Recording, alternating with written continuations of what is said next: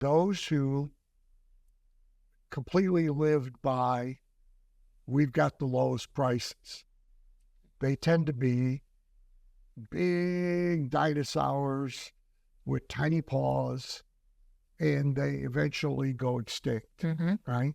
So it's a really bad model.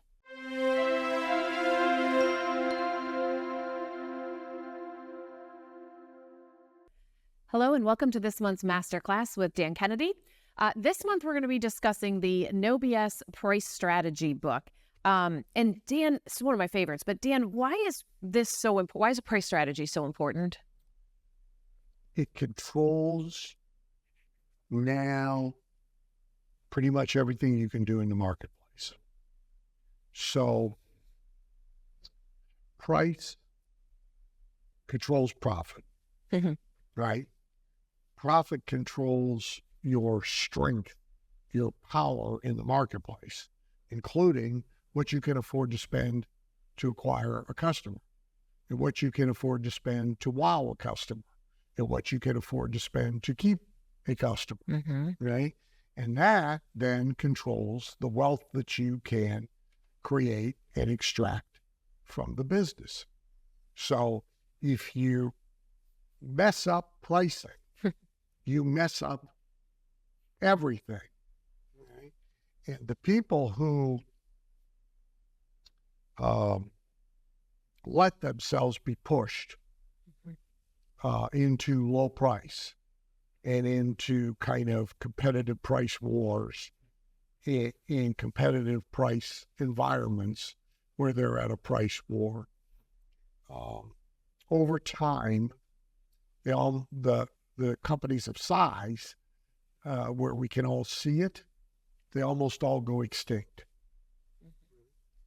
So right now, everybody thinks like Walmart is inevitable. A lot of people have never been alive when there wasn't a Walmart. So they think there will always be a Walmart. They don't know that before Walmart, there was Kmart. And there was an entire generation of people who'd never been alive when there wasn't a Kmart. And Kmart was everywhere. And you thought Kmart was inevitable. And Kmart is dead. Okay? And you could go category by category by category of business. And those who completely lived by, we've got the lowest prices, they tend to be big dinosaurs with tiny paws, and they eventually go extinct, right? So it's a really bad model. And so price governs everything else we can do, right? When somebody says, here's the most money I can spend to get a customer, they're describing to me the end result of their price and profit choices. So often, you can't help somebody grow past a certain point if you don't change their price strategies. Because you buy growth at some point. So like if you study businesses that began online as e-commerce only businesses, they got to a point that was no longer, there was no growth there.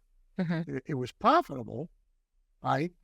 And it kept them at a certain level, but then they couldn't go any farther. And then they go into retail distribution. They start mailing print catalogs. They create a sales force, etc. Their advertising moves from just social media to TV, to radio, to print. But that requires a completely different set of economics, which has to affect and be affected by price. If you want to learn from the greatest marketing minds of our generation, then subscribe to this channel and check out these videos. What are you waiting for? I'll see you in the next video.